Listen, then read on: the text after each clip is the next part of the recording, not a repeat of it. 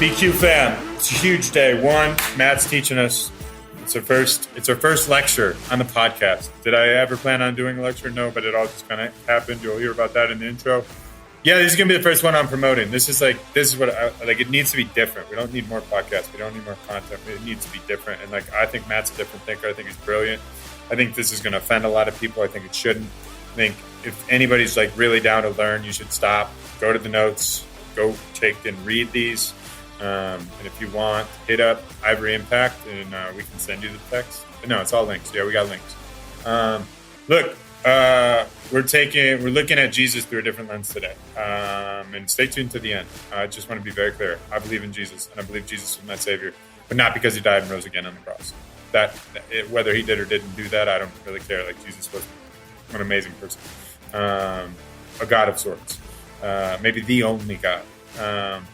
I think his message, Jesus is far more profound than we give it credit for, because we're trying to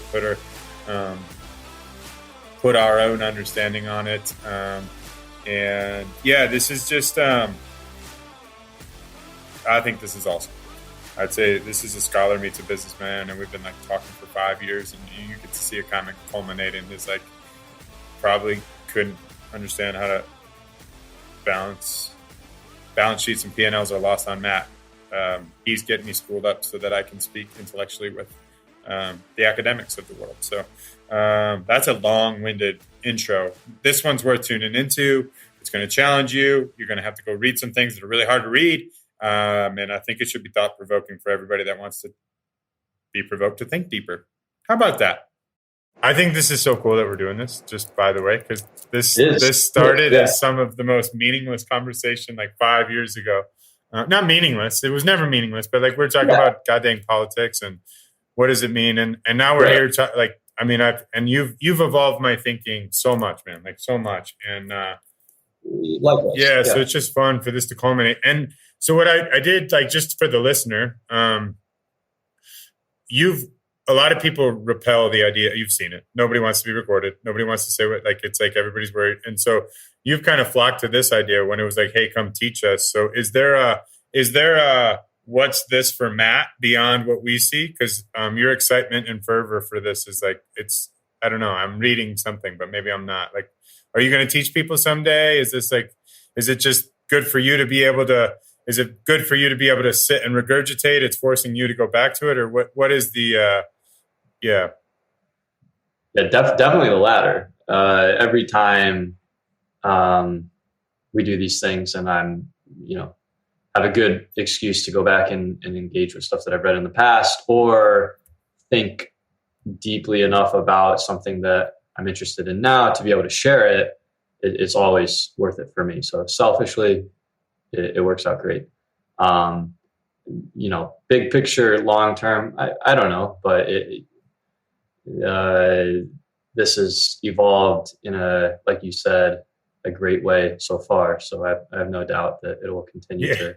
So I just want to give everybody kind of a backstory, because I'm assuming there's going to be more of this. Is that fair to say, or Yeah. All of this stuff goes in a million different directions. We could do this for as long as we want. So this is such an evolution. So you tell me if I get it right. So Matt and Kevin go to tank school. Matt and Kevin, we weren't super close in tank school. We weren't super far apart.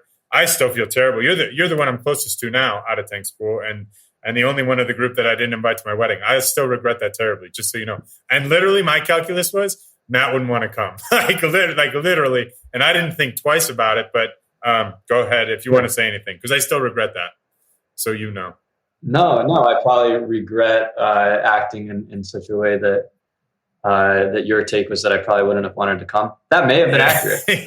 You very well may have been correct, but I probably missed out on a good wedding. It would have.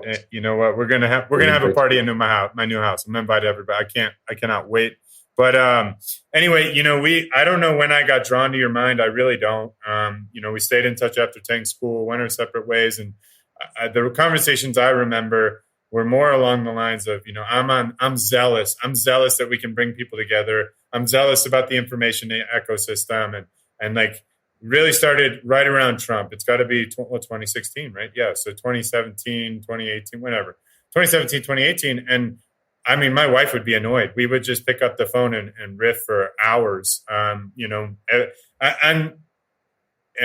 no standard interval. There might be 1 week we talk 3 times a week. There might be 1 month we don't even talk. And it's really forced my thinking. It really helped me see kind of where my media bias, my cognitive bias was. And all the way up to, last year, you have a faith tradition. We're grown up Catholic, kind of left it, kind of explored it. You came and joined the Bible study, got what you needed, met some of my circle in the Bible study. And then, we've been doing this last Bible study that's kind of deteriorated. I wanted it to be the most curious circle that I could run. And it couldn't hold you. It couldn't hold you, and it couldn't hold Jack. And I regret that. But then what's evolved out of that is we're doing, instead of a Bible study, kind of a life study. And you volunteered to lead the first life study with these 3 readings. They're very hard for most of us to read. You're very well read. And I come back, like when I was getting ready to launch my social media, I'm like, Matt, I need your reading list. And if you don't mind, I'm going to put that up on the website. Because I think your reading list is profound. And I think I would say I'm a good thinker in a conventional way. I think you're a brilliant thinker in an unconventional way, if I may. I don't know if that's fair. But so you gave us your first lesson, and I couldn't figure my ass out and get Riverside together. And so we're just going to have you give lesson 1 and record it for all to see, because I just think it provokes so much. It provokes so much thought, the way that your mind works. So did I miss anything? Any highlights that I need to cover down on, or do we want to kick into Matt's sermon 1? Yeah, no, I don't think you missed anything.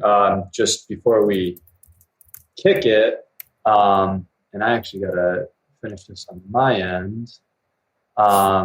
This talk is specifically about, like you said, 3 excerpts from texts that I shared.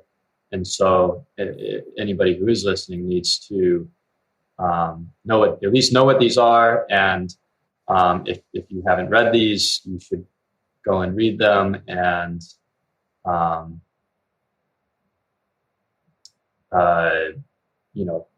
you can listen to this, go read it, come back, listen to it again. It'll probably make a little bit more sense. But there's definitely a context here. So these 3 texts are, first, Dostoevsky's Brothers Karamazov. We read all of chapter 4, which is called Rebellion. We read almost a whole chapter from Albert Camus' The Plague. And we read in its entirety Ursula Le Guin's utopian science fiction short story, The Ones Who Walked Away from Omelas. So those are the 3 texts, and what we're trying to do is talk about how these all fit together and get at some of the key themes here. So I'm going to give this like everybody who's listening has read these things, because last time when we met with everybody had read them, and that worked out great. Yeah, so, one pause, and I think if you can give, because I think for the listener, it's like, well, what are we talking about today? So I think, give like intro. And I'll do it from my side. Is like, I think we've all been we're wrestling with the same question, and I think the way you start the sermon, what do you want to call this? Class? What? Yeah, class with Matt. I'm calling it Thinking with Matt, but I think we're all searching for the meaning of life. Where does the meaning of life? What does it mean to be godly? What does it mean to be good? What does it mean to be the best version of human? And these texts point in some way, shape, or form back to the biblical narrative. And this is an alternate way to kind of consume and interact with biblical intentions with some really good thinkers from history. Would that be fair, or how would you say that that's what we're embarking on today? Would that be a fair layman's way of saying it? Yeah, 100%. Like, there's lots of stuff to read out there in addition to biblical texts. Okay. And so, I'm going to go off mic. I'm going to mute myself. So if I have a delayed response, I would just say, that executive summary you put in the email, And we'll put that with this posting. We'll put it up, but just that would be good for the listener, like who the authors are or whatever. And then yeah, okay. So, yeah, text one, Brothers Karamazov by Fyodor Dostoevsky, Russian author, Russian, very devoutly Christian author, but a Christian who was extremely critical of the church, the Russian Orthodox Church, and the way Christianity was practiced around him in rapidly modernizing, liberalizing Russia. He was also extremely critical of the wannabe modern liberals and materialists and secularists around him as well. So that's a lot of the themes that he writes about come from those philosophical roots. Context here for the story: the brothers Karamazov are the three Karamazov brothers, Dmitry, Ivan, and Alyosha. They're brothers in mid-19th century Russia. In the excerpt specifically that we read about Ivan and Alyosha. Ivan is Alyosha's older brother. Ivan is the rational materialist, and Alyosha is the young, at this point in the novel, very naive Christian, and he has at a very young age decided that what he's going to do is enlist his services to be the apprentice of a monk and eventually become a monk himself and devote his life exclusively to God. And Alyosha and Ivan did not grow up together, and they are reunited right at the beginning of the book for the first time in a very long time, and they're getting to know each other again. And Ivan, after making some flippant and offensive remarks at a dinner party the night before about God and how maybe he doesn't believe in God, and this clearly upsets his little brother, Alyosha, Ivan invites him to have a drink with him the next day so that he can explain himself. Because he really deeply cares about his little brother, and Alyosha really deeply cares about his older brother. And so that is the conversation, extremely one-sided conversation, while Ivan is going to explain himself to his younger brother.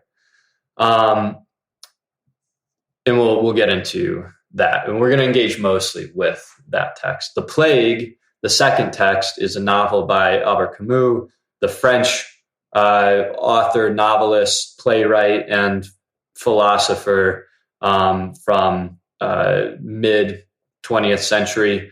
World War II timeframe was when he did most of his work. This book was, I believe, when was this written?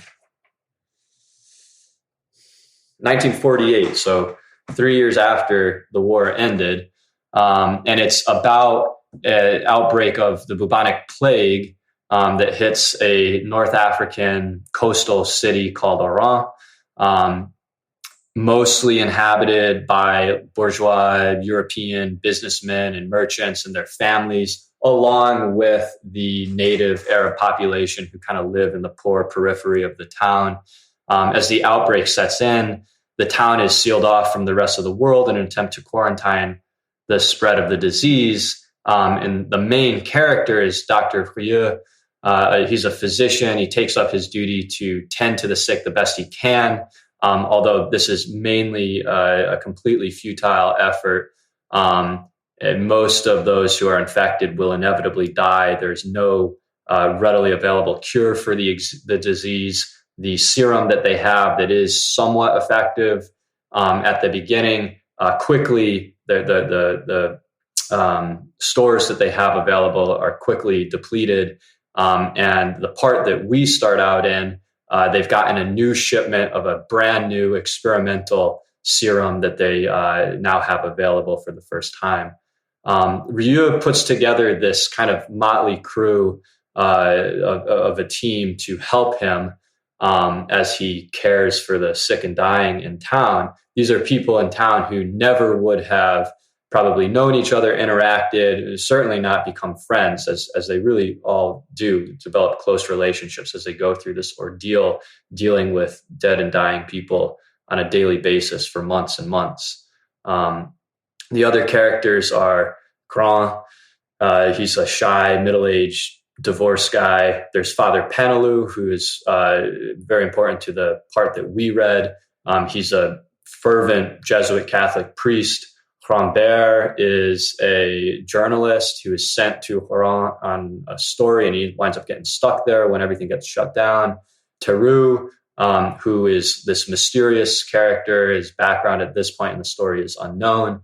All of these, for various reasons, despite their ideological and cultural differences, they all join forces and eagerly volunteer to assist Dr. Hohe in his crusade against the disease.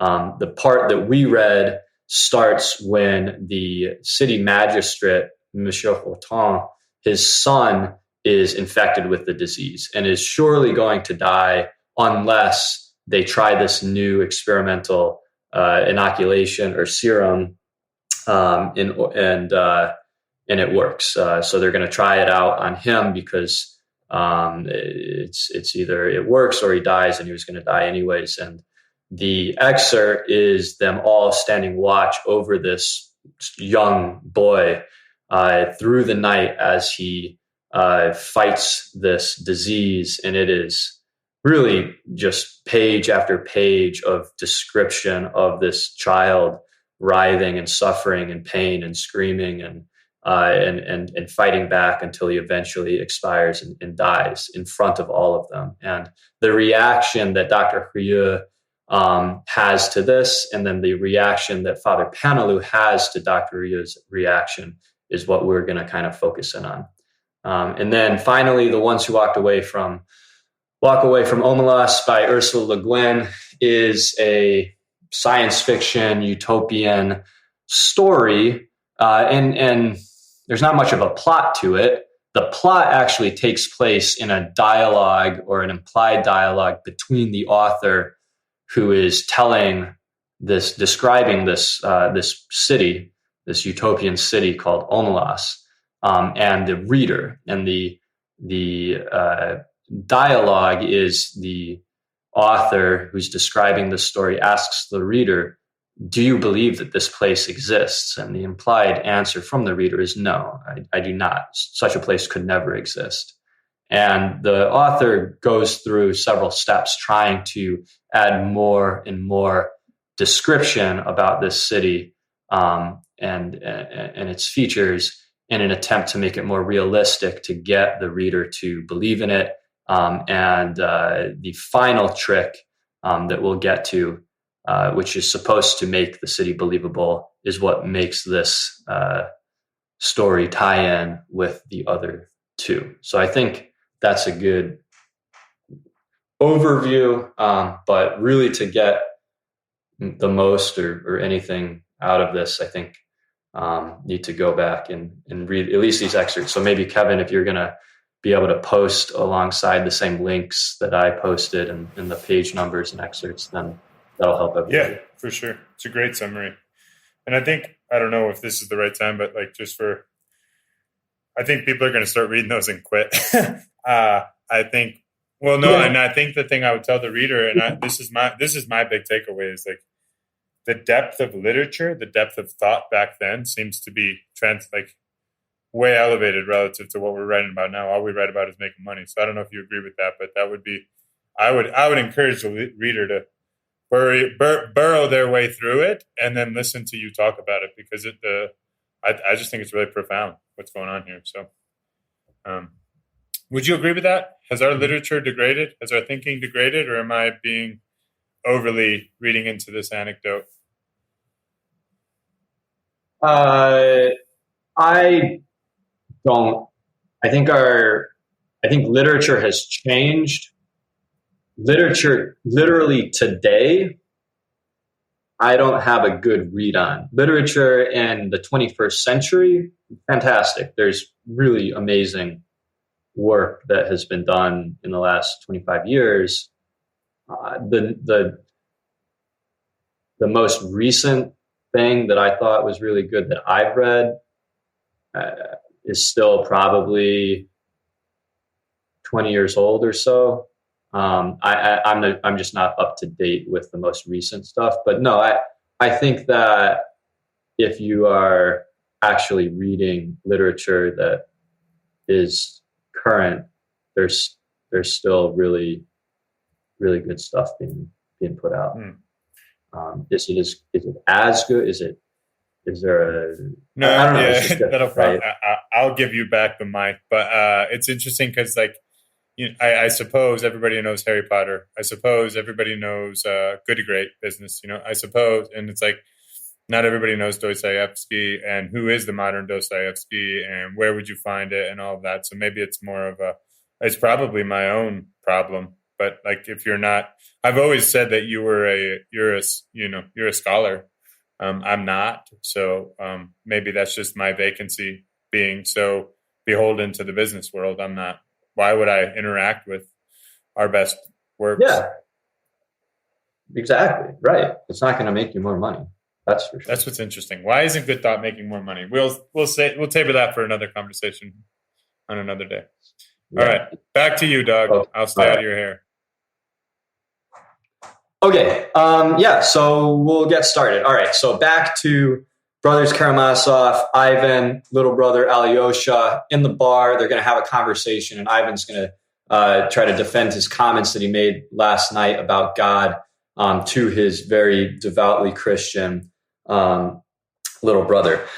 Interestingly, just because it ties in with some of the stuff that you were saying and talking about before, Kevin, immediately preceding the beginning of this chapter on Ivan's rebellion, Ivan kind of jokingly comments on the conversations that dudes have in a bar when they're going to try to be like very high-minded and talk about important things and share a couple of drinks. And really, they don't even need to know anything about each other, but they can engage in these ideas. And for those who believe in God, these ideas are, the God and his purpose and religion.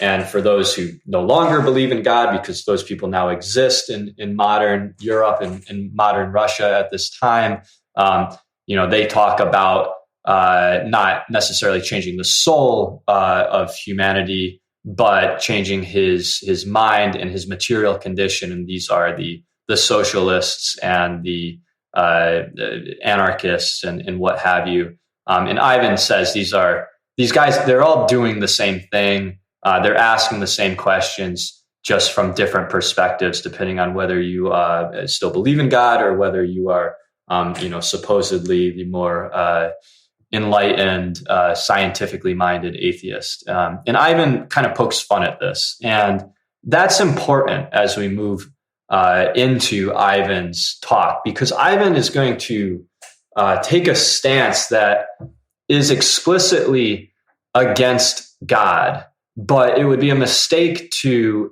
conflate Ivan's stance with one of atheism. Ivan is explicitly not an atheist. He believes in God. He is not going to sit here and argue to Alyosha that God isn't real. He can't be proven. This is unscientific. We should give up on these superstitions and become more modern and enlightened and intelligent.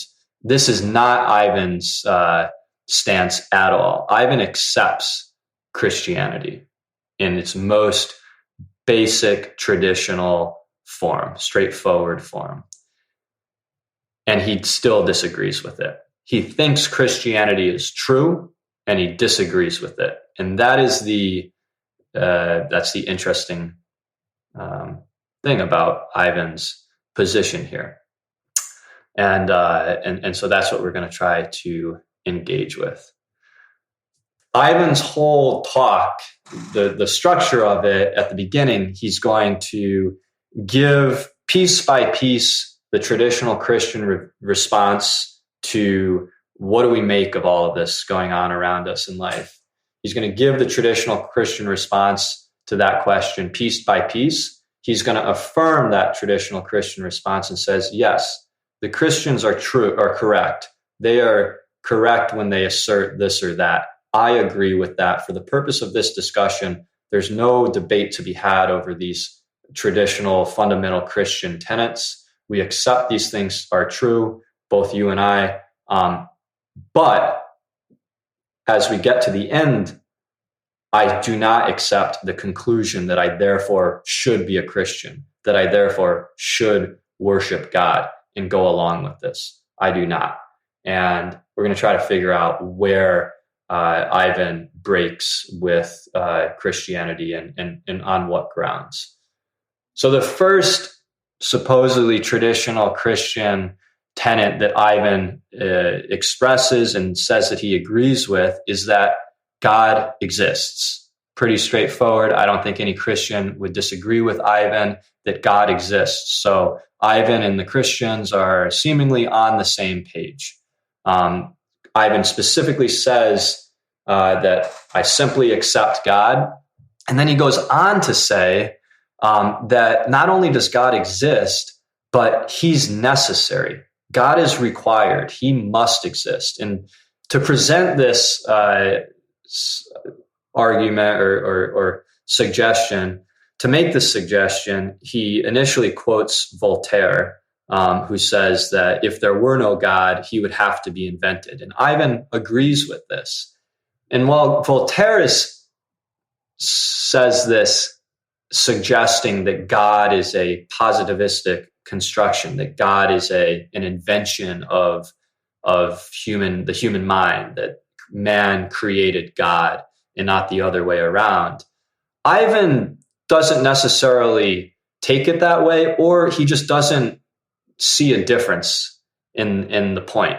And while it might seem like Christians would take issue with this, as he develops this, it becomes clearer that this actually is pretty congruent with the way a lot of Christians think about things.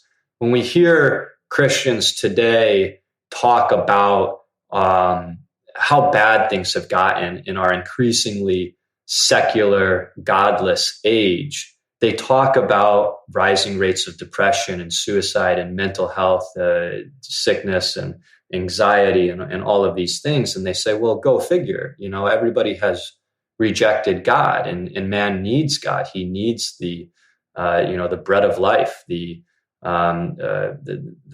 divine salvation of his soul. And if you have rejected this, you've rejected something that you need for your spiritual health and well-being.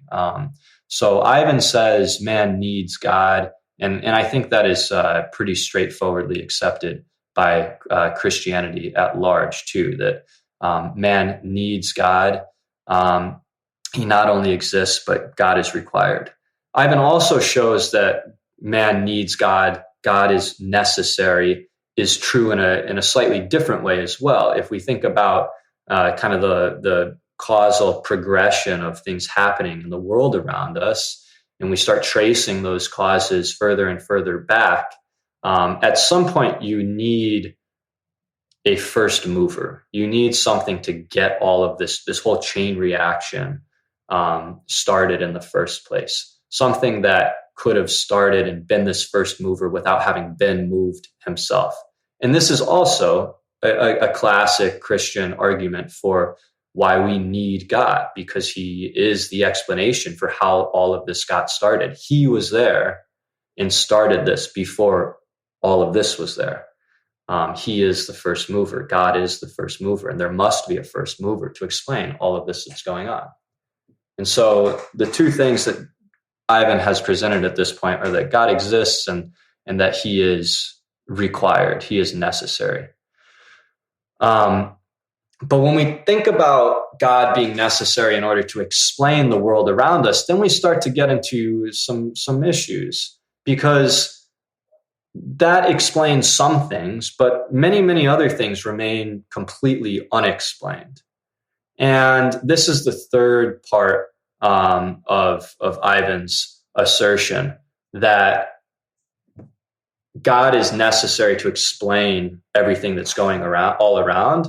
But some of the explanations man cannot understand.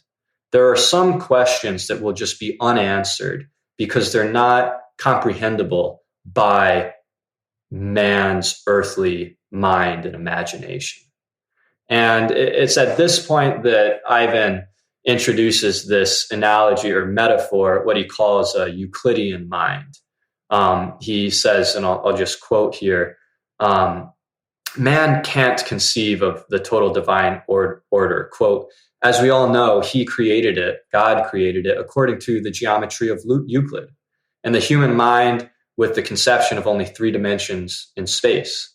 Yet there have been and still are geometricians and philosophers, and even some of the most distinguished, who doubt whether the whole universe, or to speak more widely of the whole being, was only created in Euclid's geometry. They even dare to dream that 2 parallel lines, which according to Euclid can never meet on Earth, may meet somewhere in infinity. I have come to the conclusion that since I can't understand even that, I can't expect to understand about God. I acknowledge humbly that I have no faculty for settling such questions. I have a Euclidean earthly mind. And how could I solve the problems that are not of this world? And this is, again, something that you hear very classically from Christians. In some circumstances, God is clearly the explanation for things. But in other circumstances, there doesn't seem to be a readily available explanation for things. And this is where we say, look, we can't understand everything because we only see things in 3 dimensions. We only see things as our brains and minds allow us to see things. And for Ivan, he just calls this a Euclidean mind. Euclid, the geometrician from Greece, who creates this system of geometry, the fundamental premise of which is that 2 parallel lines can never meet. And Ivan uses this as an analogy that says, to us, the world makes sense according to Euclidean geometry, but this puts us in a box and we can't understand anything that goes on outside of those constructs. And those are the things that God understands and that God still explains, even if we can't understand them. So God exists, man needs God, but there are some things that man can never understand. And implied in that third part is Ivan's fourth assertion, that God made the world with a plan. And again, maybe not every single aspect of this plan is going to make total sense to humans because we have a 3-dimensional Euclidean mind. But nonetheless, every part of creation is divinely ordered and structured and is transpiring according to a divinely ordered plan and intent and purpose. And this is, again, very straightforward position that Christians will take. And again, just to quote Ivan's, the way Ivan says this, he says, quote, I believe like a child. He says, I accept his wisdom, God's wisdom, his purpose, which are utterly beyond our ken, our understanding. I believe in the underlying order and meaning of life. I believe in the eternal harmony in which they say we shall one day be blended. I believe in the word to which the universe is striving, and which itself was with God, and which itself is God, and so on to infinity. And Ivan looks at his brother and he says, I seem to be on the right path, don't I? And his brother says, yes, you do. Ivan goes on to say, when he talks about these difficult, unanswerable questions, he advises his brother. He says, I advise you never to think much about it either, my dear Alyosha, especially about God, whether he exists or not. All such questions are utterly inappropriate for a mind created with an idea of only 3 dimensions. And so I accept God, and I am glad to. And what's more, again, I accept his wisdom and his purpose, and that this is all created with a plan, even if I can't understand every single piece about it. Ivan agrees with all of this. Ivan believes all of this. But he still rejects God, and he rejects God's creation. He does not worship. He is not a Christian. He believes that Christianity accurately describes the world and that Christianity is true, but he rejects it on moral and ethical grounds. And how could that be? Ivan has a problem with all of this. He says, what about the children? And he explains and describes to Alyosha in extreme detail stories that he's collected in newspaper clippings for some amount of time that describe discrete instances of children suffering, really, really suffering. The Turk who teases and captivates the infant toddler with his pistol, his shiny silver revolver, and then shoots his brains out. The 6-year-old girl who's locked in the outhouse in freezing winter conditions overnight by her parents, clawing at the door, crying to be let out. The boy the noble who owns the land sets his dogs on and is ripped apart in front of his mother. True stories that Ivan has read about in the newspaper.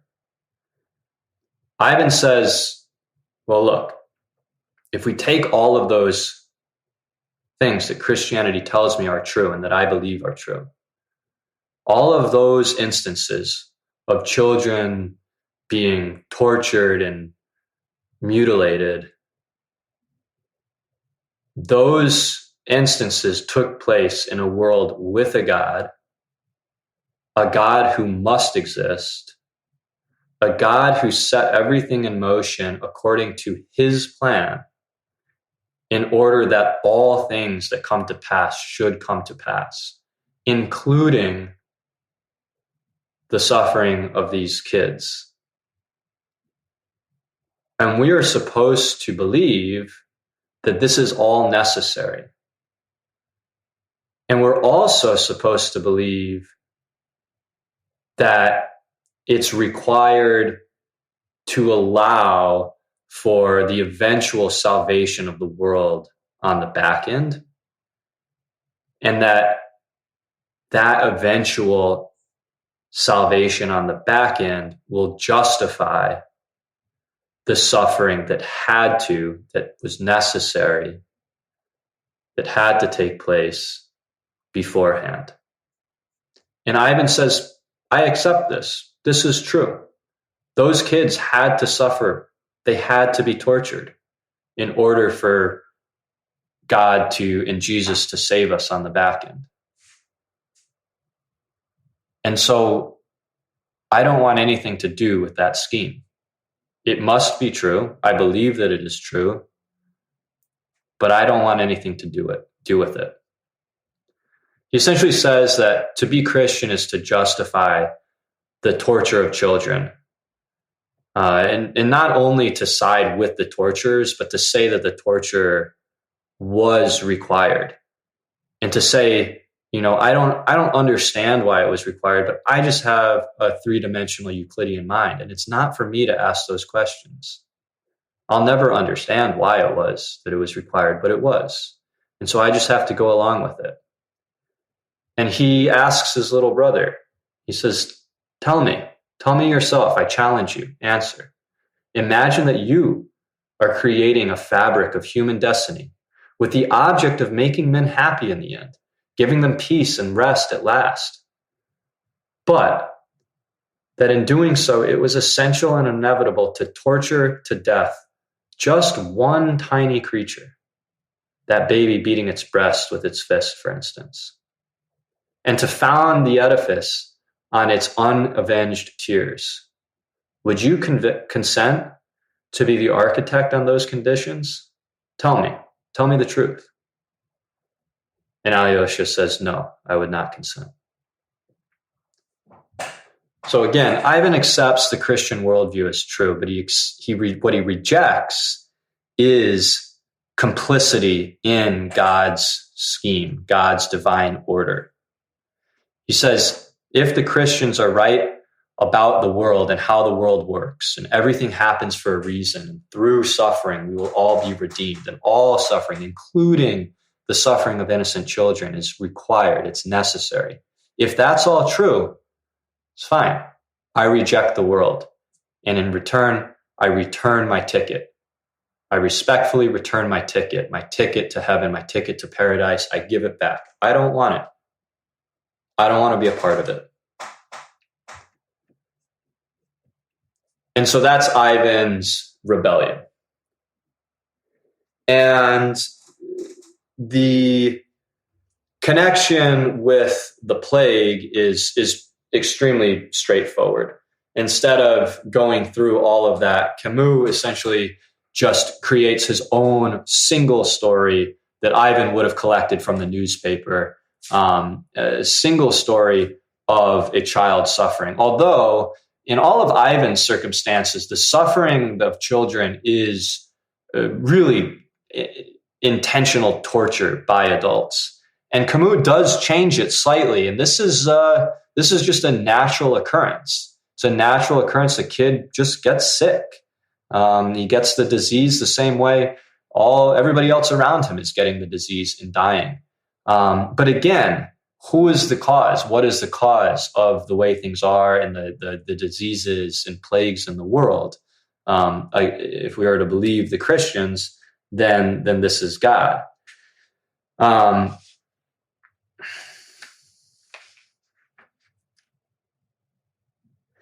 so Dr. Rieu, who's Camus' evolution of Ivan Karamazov, watches this child suffer and die. And he watches this child suffer and die in front of him with the rest of his team, to include the Jesuit priest, Father Penelou. And after watching him die, and so many others die in the preceding months, Rieu really loses it.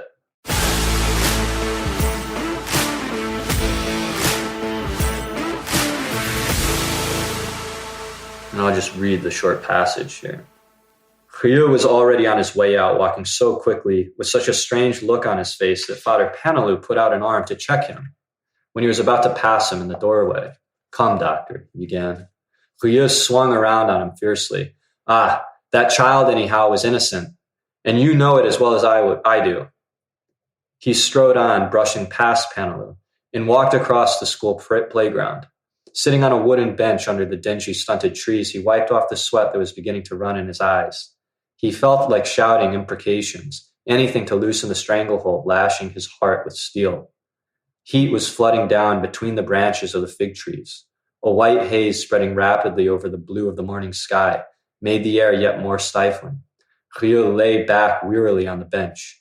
Gazing up at the ragged branches, the shimmering sky, he slowly got his breath back and fought down his fatigue.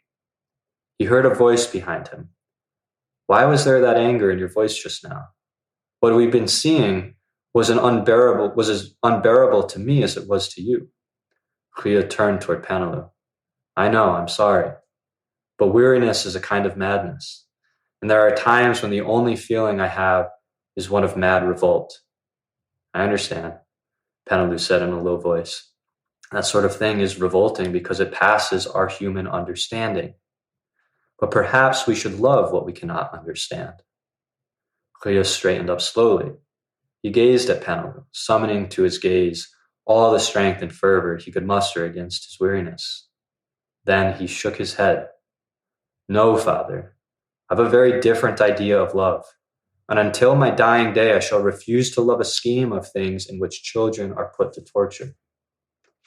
A shade of disquietude crossed the priest's face. "Ah, doctor," he said sadly, "I've just realized what is meant by grace." Hohe had sunk back on the bench. His lassitude had returned, and from its depths he spoke more gently. "It's something I haven't got, that I know. But I'd rather not discuss it with you. We're working side by side for something that unites us, beyond blasphemy and prayers, and it's the only thing that matters." Panelu sat down beside Hohe.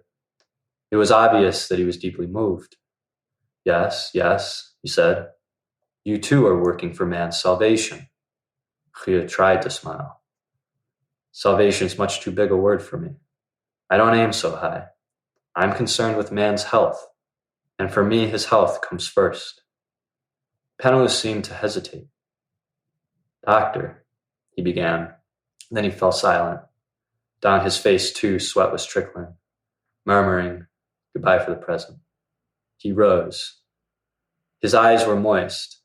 When he turned to go, Hohe, who had seemed lost in thought, suddenly rose and took a step toward him. "Again, please forgive me. I can promise there won't be another outburst of that kind."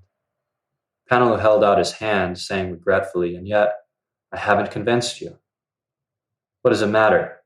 What I hate is death and disease, as you well know. And whether you wish it or not, we're allies facing them and fighting them together." Hohe was still holding Panelu's hand. "So you see," but he refrained from meeting the priest's eyes, "God himself can't part us now." And so, as you can see, or as you will see when you read these excerpts, this is Camus is lifting this directly from Brothers Karamazov, directly from Ivan's rebellion, with clear tie-ins when Hohe, who is the stand-in or evolution of Ivan Karamazov, says that he's in a type of mad revolt. And Panelu, in response to Ivan's revolt, says, "Look, some things we just can't explain. We'll never understand. We're just humans. And so what should we do? We need to just love what we cannot understand. That's what we should do." And Hohe says no. Hohe says, "No, I don't have to love that. That's where I draw the line. I do not love things that I can't understand just because I can't understand them. Even if I were to understand them, I would still detest the suffering and torture of children. Even if it were explainable and I could understand why it was required, I wouldn't say that it was justified.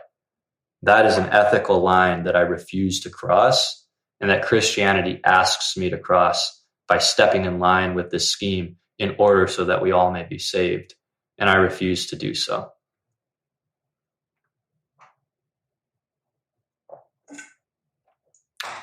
So, and I understand there's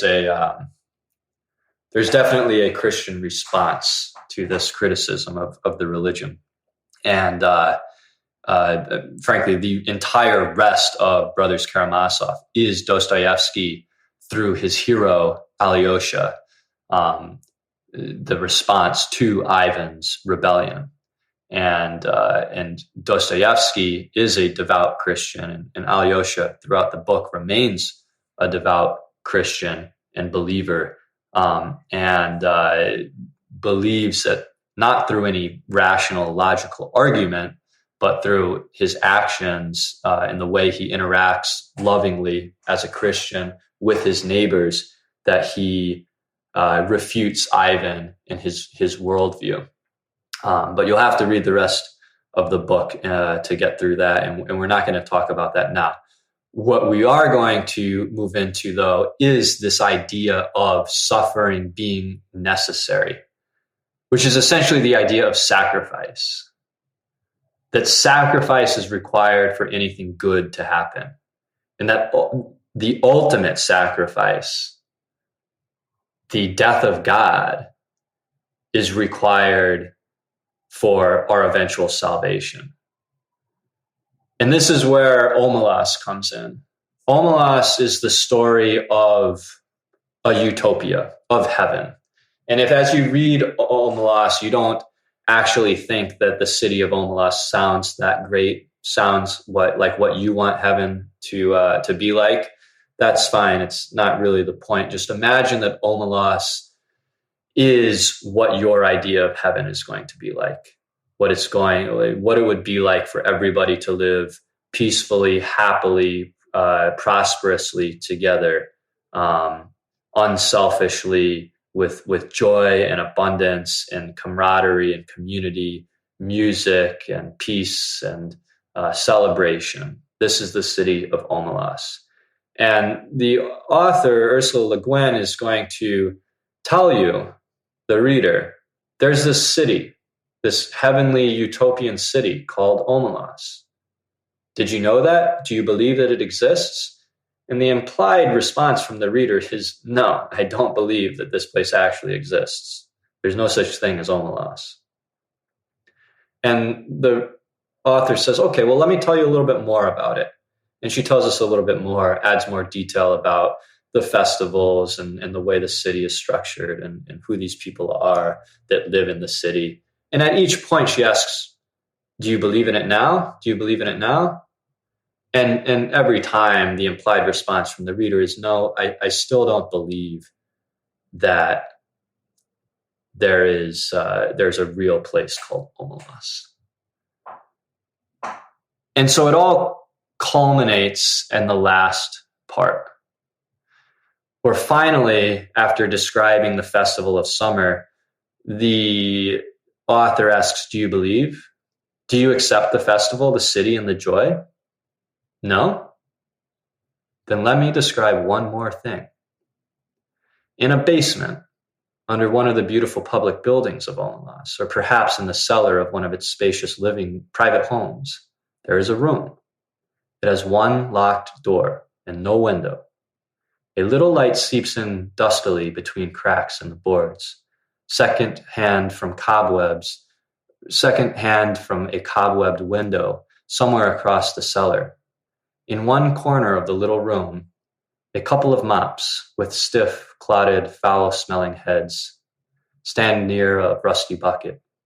The floor is dirty, a little damp to touch, as cellar dirt usually is. The room is about 3 paces long and 2 wide, a mere broom closet or disused tool room. In the room, a child is sitting. Could be a boy or a girl. It looks about 6, but is actually nearly 10. It is feeble-minded. Perhaps it was born defected, or perhaps it has become an imbecile through fear, malnutrition, and neglect. It picks its nose and occasionally fumbles vaguely with its toes or genitals, as it sits hunched in the corner farthest from the bucket and the 2 mops. It is afraid of the mops. It finds them horrible. It shuts his eyes, but it knows the mops are standing there, and the door is locked, and nobody will come. The door is always locked, and nobody ever comes, except that sometimes the child has no understanding of time or interval. Sometimes the door rattles terribly and opens, and a person, several people are there. One of them may come in and kick the child to make it stand up. The others never come close, but peer in at it with frightened, disgusted eyes. The food bowl and the water jug are hastily filled. The door is locked. The eyes disappear. The people at the door never say anything, but the child, who has not always lived in the tool room and can remember sunlight and its mother's voice, sometimes speaks. I will be good, it says. Please let me out. I will be good.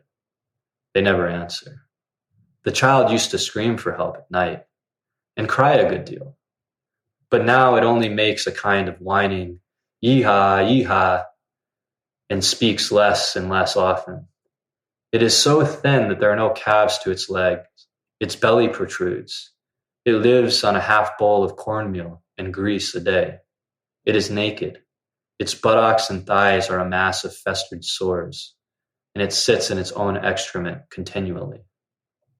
They all know it is there, the people of Omelas. But some of them have come to see it. Others are content to know it is there.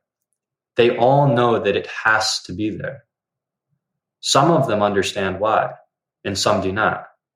But they all understand that their happiness, the beauty of their city, the tenderness of their friendships, the health of their children, the wisdom of their scholars, the skill of their makers, the abundance of their harvest, and the kindly weathers of their skies depend wholly on this child's abominable misery. This is usually explained to children when they are between 8 and 12, whenever they seem capable of understanding. And most of those who come see the child are young people, though often enough an adult comes back to see the child. No matter how well the matter has been explained to them, these young spectators are always shocked and sickened at the sight. They feel disgust, which they had thought themselves superior to. They feel anger, outrage, impotence, despite the explanations. They would like to do something for the child, but there is nothing they can do. If the child were brought up into the sunlight out of that vile place, if it were cleaned and fed and comforted, that would be a good thing, indeed. But if it were done in that day and hour, all the prosperity and beauty and delight of Omelas would wither and be destroyed. Those are the terms. To exchange all the goodness and grace of every life in Omelas for that single small improvement. To throw away the happiness of thousands for the chance of happiness for that one. That would be to let guilt within the walls, indeed. And so those are the terms of Omelas, and the author asks again, now do you believe in the city? And of course the answer is yes. Because there's something deeply ingrained in us, in our Christian society, that believes this, that believes that suffering is required. It is the price that must be paid for good, for salvation.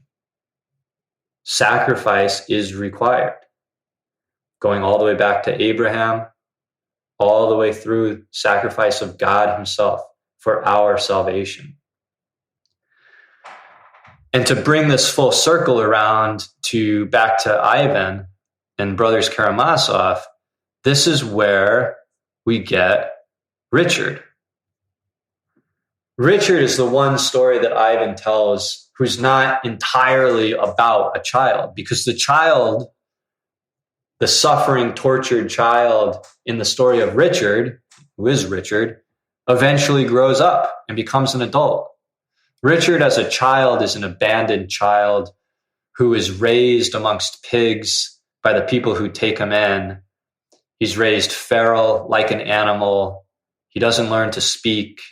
He doesn't learn to communicate or engage, socialize with human beings. He literally lives and is raised from infancy amongst the pigs in the pigsty.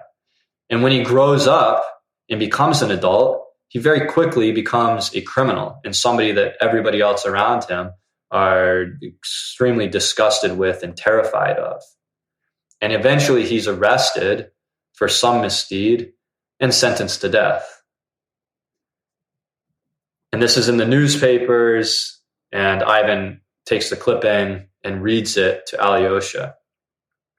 And he he tells of the last moments of Richard's life, because as Richard is waiting his execution in a cell, the good Christian philanthropic ladies of the town come to see Richard, to educate him, to teach him about Christ and his salvation if he has faith in the Lord. And they're successful. And Richard accepts Jesus as his Lord and Savior. And so, quote, on this last day, Richard, perfectly limp, did nothing but cry and repeat every minute, "This is the happiest day. I am going to the Lord."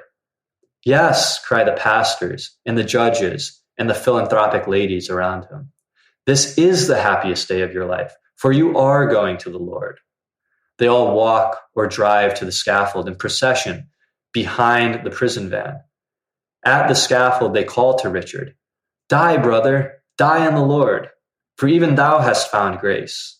And so on, covered with his brother's kisses, Richard is dragged onto the scaffold and led to the guillotine, and they chop off his head in a brotherly fashion because he has found grace.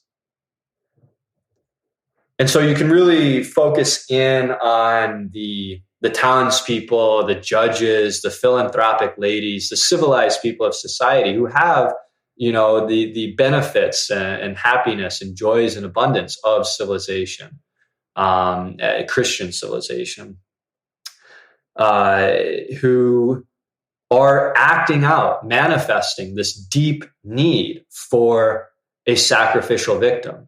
And what's even better than a sacrificial victim through which to buy your happiness and salvation?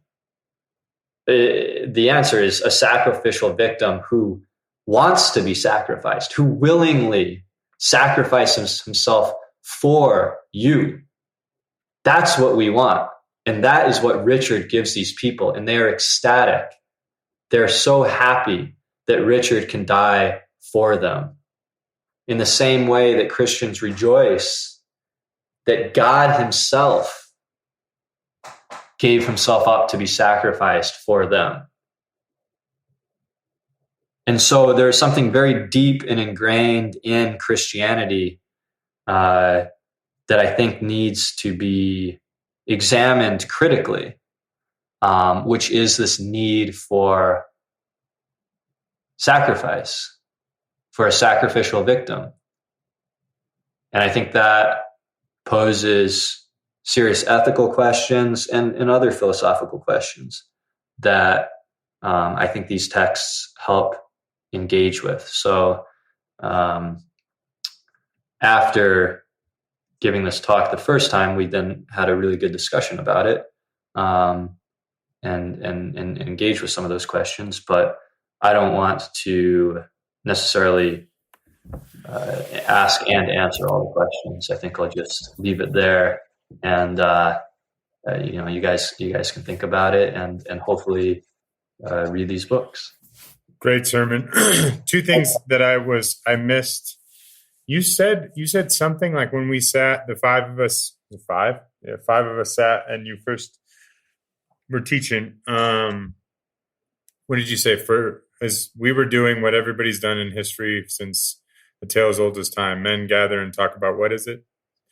Remember, there's like two things. Oh, just the questions, right? The big question, like what is going on here, and how should we live, either from a religious standpoint, or if you're no longer religious, you're really doing the same thing, just calling yourself a secularist when you're being a socialist or an anarchist or something. This is it's really just a continuation, just under different pretenses. This is kind of what Dostoevsky is saying. And then I think the listener, I'm thinking that most of my listening is going to be some Christians that aren't going to like exactly what this. Where do you mind sharing where you shake out on all your exploration, in, out, in and around? What have you? I mean, there's nothing to disagree with. It's just you have to, if you're a Christian, you have to either wrestle with this or just not think about it. Because, I mean, Ivan is not arguing with the teachings of Christianity. And for the purpose of this discussion, neither am I. He's just asking, what should we do given that Christianity is true? And Ivan says you should not be a Christian. You should not go along with this. And I think that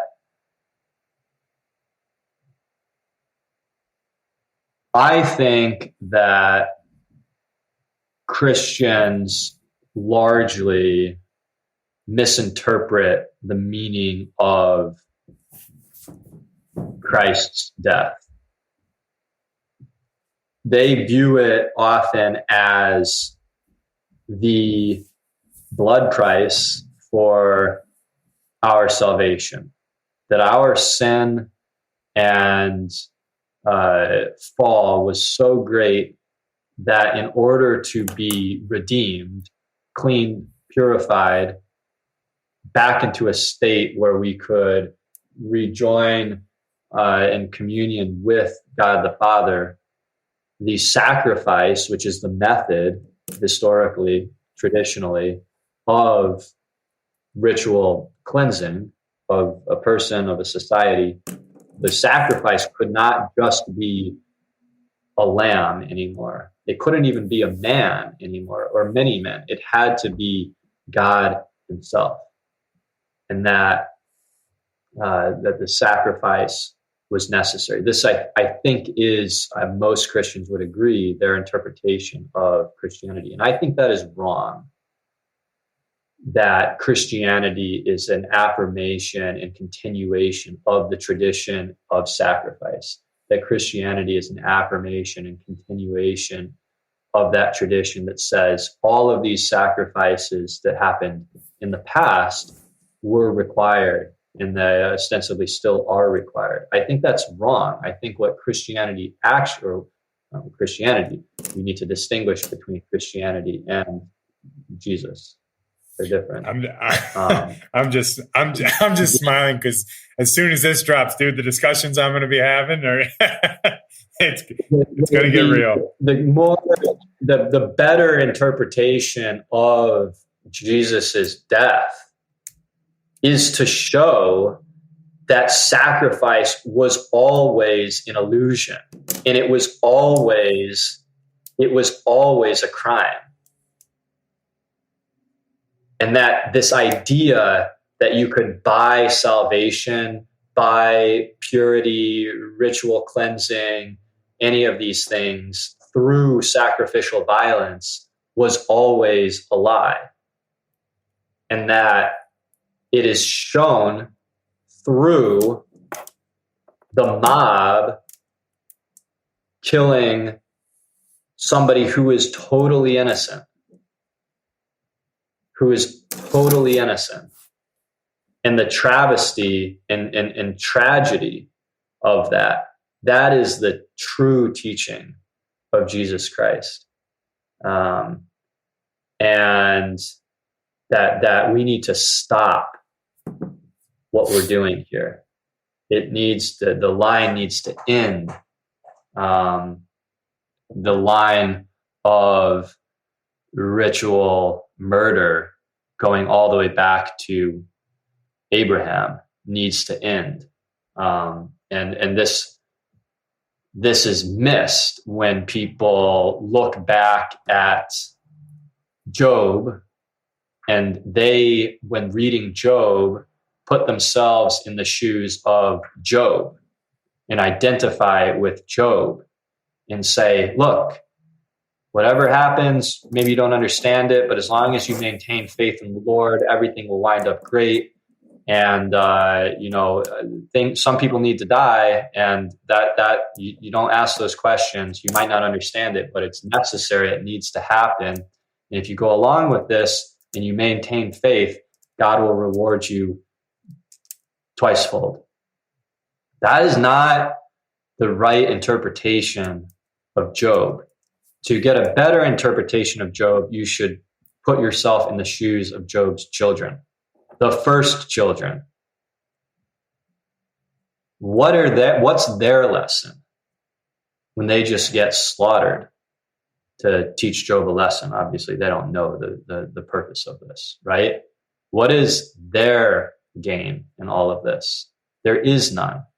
So this isn't about a transactional price to pay for salvation or something on the back end, right?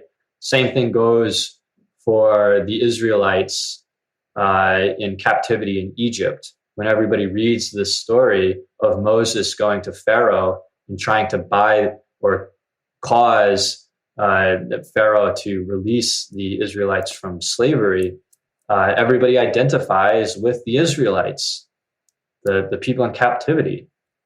And nobody identifies with the Egyptian children who are slaughtered on the first Passover, and asks, like, what is the takeaway for them?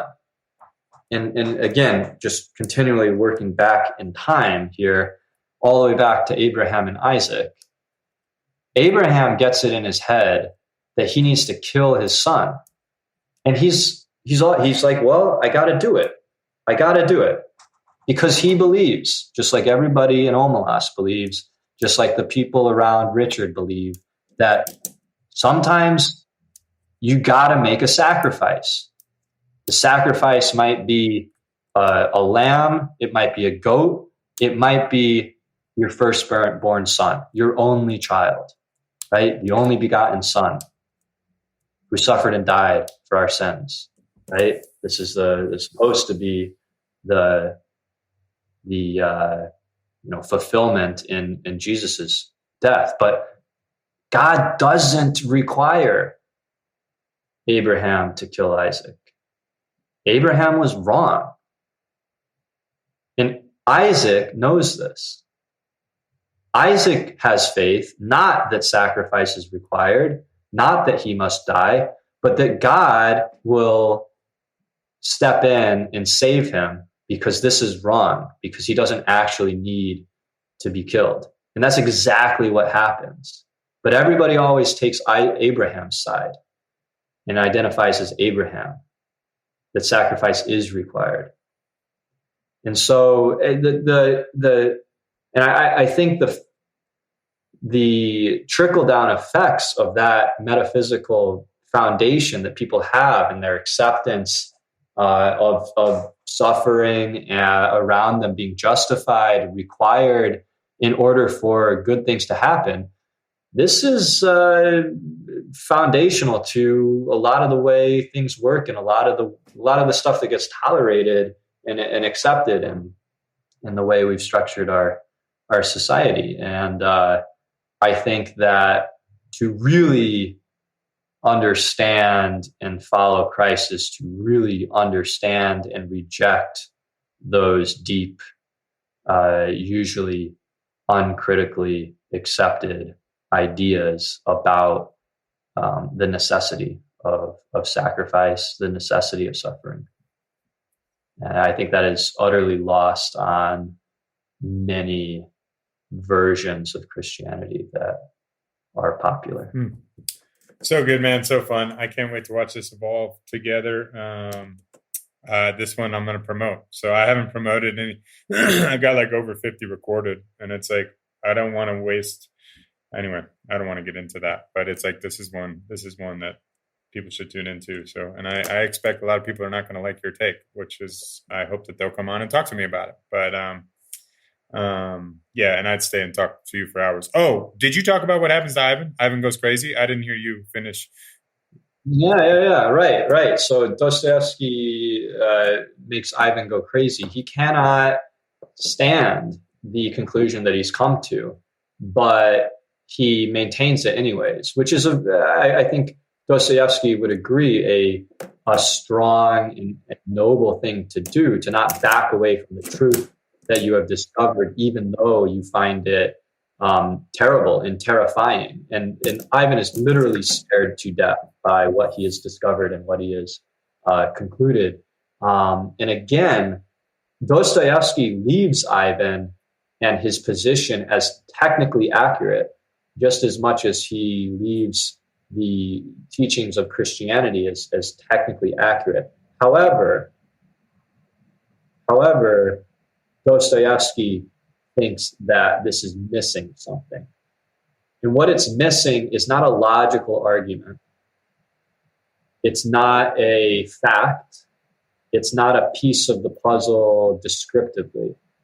What Ivan is missing is more psychological, spiritual, emotional, irrational. What he's missing is just love.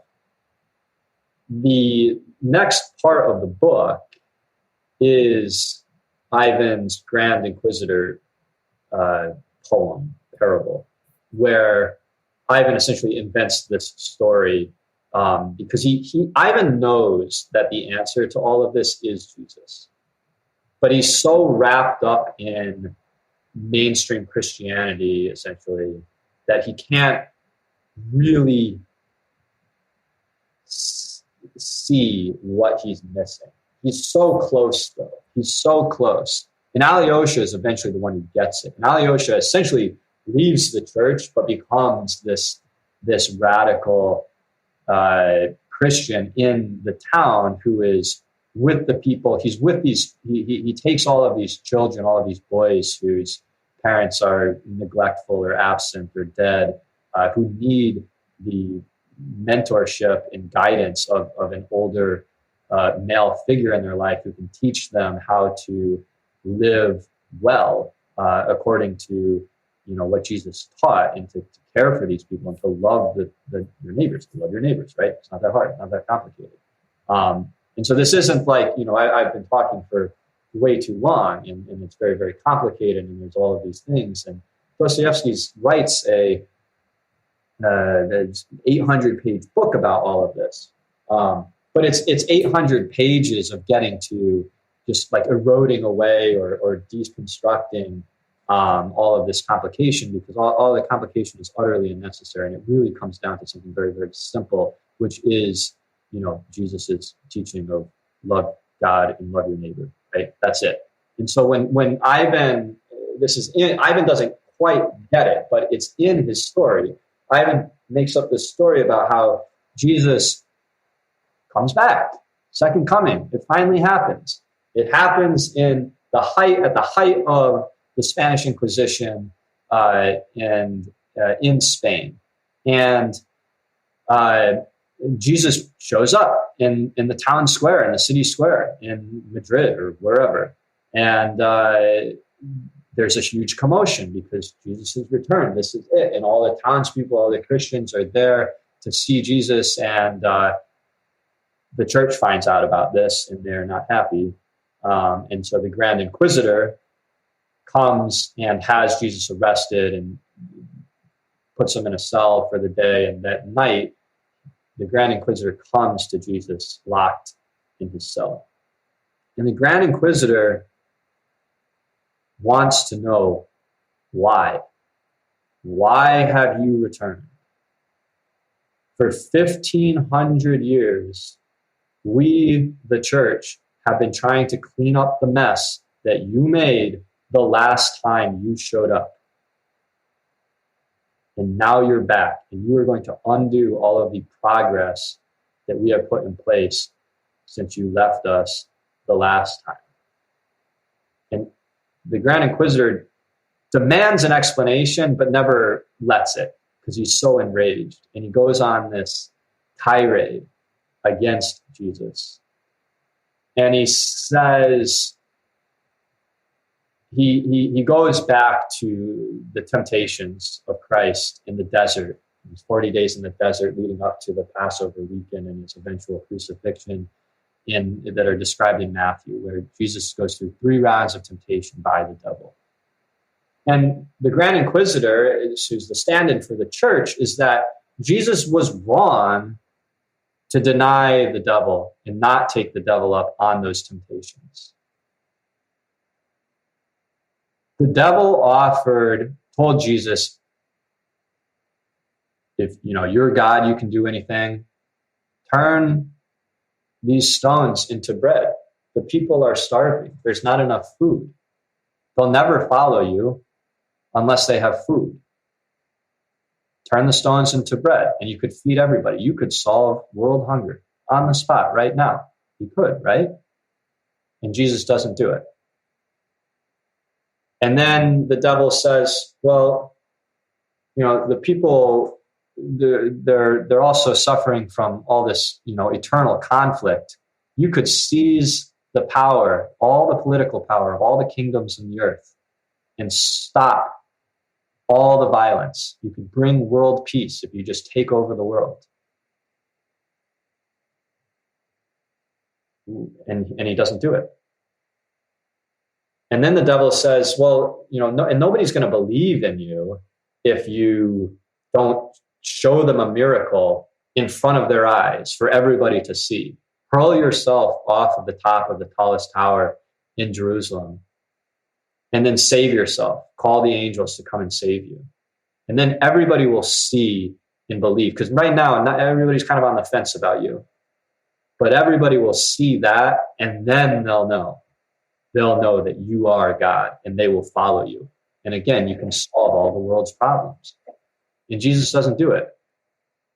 And the Grand Inquisitor, and as the stand-in of the church, is saying that Jesus was wrong not to take the devil up on all of these things, and that now that Jesus has finally rid ourselves of his presence, the church can step in and now take the devil up on all the devil's promises. And so the church is going to do what people actually need. Jesus talked about, the bread of the Spirit. Man does not live by bread alone. Well, people do actually live on bread. And so the church is going to try to stop starvation and hunger and actually feed people. And people, it's hard to focus on all of these lofty religious concepts when you're in the middle of a civil war.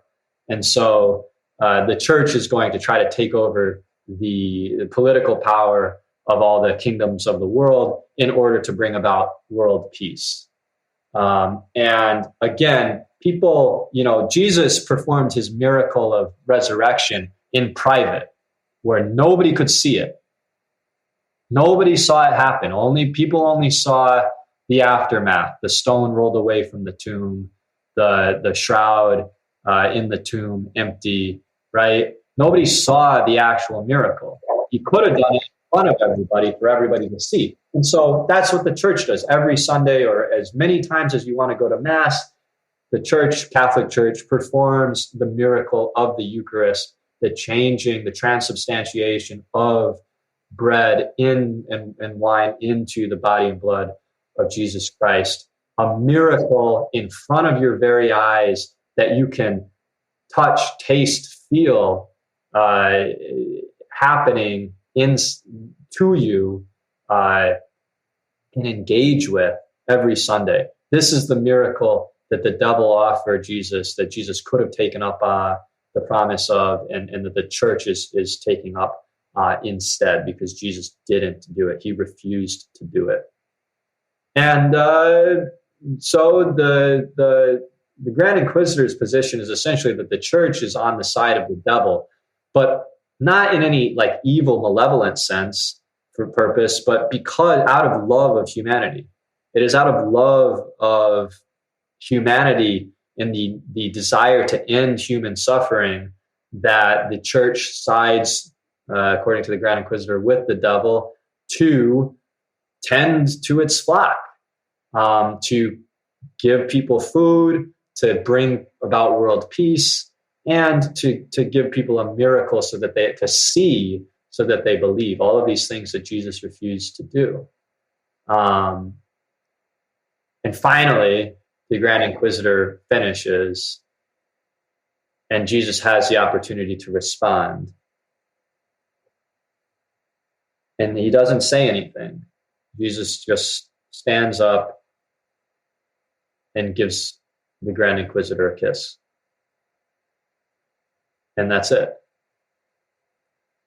And the end of this interaction between Ivan and Alyosha ends in exactly the same way. After Ivan makes all of the bulletproof logical arguments against Christianity, which are, I believe, truly bulletproof. There's no logical way around them. Ivan, or Alyosha, has no logical argument in rebuttal. He just stands up and gives his brother a kiss. That's the answer. That's Dostoevsky's answer to all of this. And hard to argue with that. And and I'm going to let you go because we got our next call tonight, and I don't want to consume your day. But what's dangerous for me is because I've come to this conclusion in all my exploration the last, I don't know, man, after 20 years. So what's 2000? When did we graduate college? 2010? 15. You're young. In 2012. Yeah, so I found Jesus in 2010, and then I've been just exploring the Bible. I've landed on the simple premise that like we've overcomplicated a much like it's a very simple message: is love God, love people, and we put all this shit on top of it. But the problem is you just outlined that, and people are going to think that you corrupted me. We've never really spoken about. Really, we don't speak. I mean, we don't speak about it, but so it's very interesting because I call it universal wisdom. It just keeps coming up. I find it with you, my scholarly friend. I find it, in the mystics. I find it in the Buddhists. I find it in the monks. I find it in the meditators. Like, if Sam Harris wasn't so anti-Christian, we would be all saying the same thing. But he's so anti-Christian as the Christians are anti-Sam Harris. It's ridiculous, right? Just love people, which you can't love people unless you tolerate them. And you really can't love them unless you embrace them, right? So if we can't even start with tolerance, like that's not love. So don't even, it's hypocritical on its face. But anyway, getting away from my theology, freaking A. The solution, I wanted to ask you, is it enough to summarize that like Ivan, so I suppose the way the story goes is Ivan has outmaneuvered Christianity because he's got a ironclad, logical, it's kind of irrefutable, right? Like if God is in control, there's suffering, God is for suffering, whatever, something oversimplifying. But at the end of the day, the award for winning that, and this I really do, I see a lot of Sam Harris and Ivan, is you go nuts and I shouldn't say that. I know he's a well-minded person, but Ivan goes nuts and ends up killing himself or going crazy, right? It's because he never just he's crazy. He loses his mind. Yes. And what he prevented himself from finding was what many of us inside and out of religion is like the power of love, which heals all things, does all things, and is the sacred truth, right? That is the sacred. Yes, true. It is true and irrational. It's not a rational truth. It's not a logical, scientific, legally sound truth, which is what Ivan misses. He's too logical. He's logically correct. His logical criticism and an explanation of what's actually going on in Christianity is accurate. But there's more to it than that. There's more to life than what is logically correct, scientifically true, and yeah, this is what is missing. But in defense of the Sam Harrises of the world, in defense of the Grand Inquisitors of the world, in defense of the churches of the world, they are of the world. Jesus is not, at least not the same world, right? And the world of Sam Harris and Ivan Karamazov and the Grand Inquisitor and the churches are worlds where there's some desire to make the world in a macro level a better place, right? The church wants to make the world a better place. The socialist wants to make the world a better place. Sam Harris wants to make the world a better place. And as soon as you try to make the world a better place, you have to necessarily recognize that there are some things that are detrimental to making the world a better place, that are a problem. And you're never going to make the world a better place in any logical way, any measurable way, any discrete way, by tolerating all of these things. You have to be intolerant. And so, yes, Sam Harris is intolerant of the things that he sees, I think accurately, as a threat to the world that he wants to make. Christians in any flavor are intolerant of the things that they see as a threat to the world that they want to see made, and so on. The Grand Inquisitor, right? Jesus is not trying to make the world a better place, right? Jesus Christ was not trying to make the world a better place.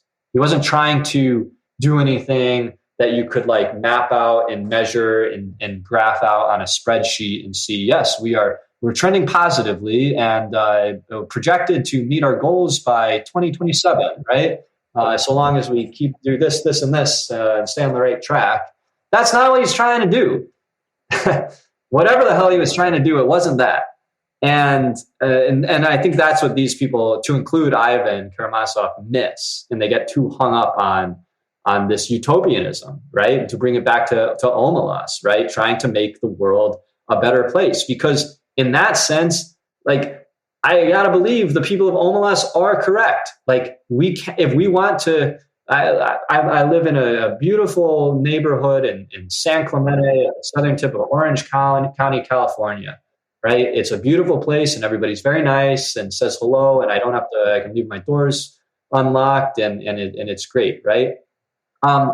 We can't let anybody come into this city, right? It will not remain San Clemente, nice, safe San Clemente, if we just tolerate everybody, right? And so to create these little utopian bubbles that we have created in the world, somebody's got to pay the price. We cannot be tolerant of everybody in all things. But I don't think Jesus was trying to create San Clemente. I think too many people conflate the divine promise of heaven with whatever they would see in their preferred housing arrangement. Listen, I love that, man. I love our conversations. I know some of you aren't going to love that conversation. I'd say for those of us that, like, the church couldn't hold us, like, hit me up. We got Bible studies going. We're going to build a community, which is not going to be for profit. It's going to be for good. If you want to come and learn about Jesus, who is far bigger, far better, far more loving than the church, generally speaking. I've come to know him this way. I used to speak bashfully about this, and now I don't. I'll speak boldly about it. Like, Jesus is far greater, far more loving than the entity of the church gives him credit for. Period. End of sentence. I don't know that, to be clear. I wouldn't be so arrogant to say that I know something, but I would say I've come to believe it. He's come to reveal himself. And the crazy thing is, he's revealed himself as true through two people that are non-Christians most of my life. Maybe you hear that and say, see, you're wandering off the path. That's kind of how we've been conditioned to think. So, like, there's those that follow the deer trail in the woods, and there's those that blaze their own path. And I think those that blaze their own path are the ones that find a new water hole and a better water hole. So anyway, sorry to rant. Thanks for listening. I love all your comments. I'm expecting, like, I'd love to, if you disagree with what Matt said or what I'm saying, like, you are invited to have a voice. And maybe I'm missing it. I spent 13 years reading my Bible in the traditional sense. And I still read the Bible, and it's become more and more true. I'd encourage everybody that's kind of like wrestling, it's like, go read the Gospel of Thomas. It's straight Jesus. It's all quotes from Jesus. Yeshua, as his name was back then, allegedly. Maybe we don't know that. 2 Marks. Tony, my Navy brother. I cannot wait to facilitate a conversation between you and Miss Goley. You must listen to this one. And Tom Parrott, your son is my godson, so don't take any offense. I've just been talking to Matt more because you went and had a kid on me. So I don't pick favorites. Matt and I talk weekly, twice a week. You're on deployment, and you deleted me from your life. Kayleen, I love you. Duke, you're the man. I can't wait to come hang with you soon in Texas. And to you, the listener, thanks for being here. Like, now we're getting going. So it took me 80 episodes, but now we're getting going. And I'm freaking pumped about it. Oh, Sean Ryan's episode is John Delaney. I think it's like No Bullshit News or whatever. I promise you I'm going to know that man. And we're going to change the world. Every problem he's identifying, and he's already solved most of it, but the remaining information should be free. Like, I have that figured out, and we're going to go do that in a short while. And I think we're going to teach America how to go love itself again. So that's what's coming. That's what we're doing. Freaking pumped.